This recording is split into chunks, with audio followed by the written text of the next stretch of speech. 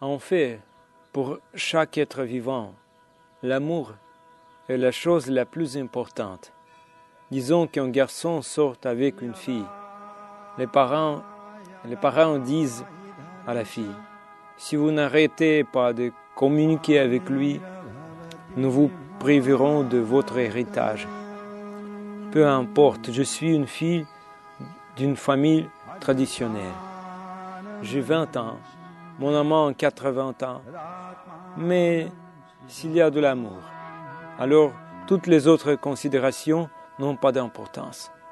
Certains avantages, certaines considérations matérielles deviennent sans importance pour quelqu'un qui a l'occasion de manifester ou de développer un sentiment amoureux. Bhaktivinoda Thakur explique qu'ici le sentiment d'amour est plus important que l'intérêt réel. Bhaktivinoda Thakur explique ici que le priti est plus important que le svartha, l'intérêt réel.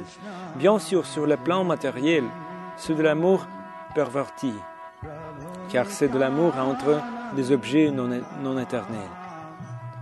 Ainsi, toute vie humaine est soumise à l'amour, et même nos intérêts égoïstes sont soumis à l'amour.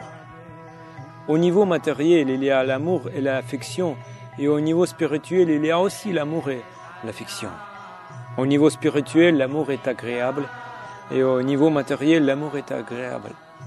Lorsqu'une entité vivante éprouve une sorte d'amour, elle reste aussi du plaisir.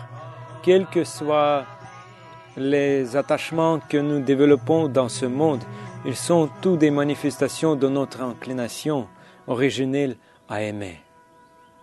Le grand saint Bhaktivinoda Thakur dit « Quelqu'un aime les choses matérielles, de tel jiva reste dans le monde matériel.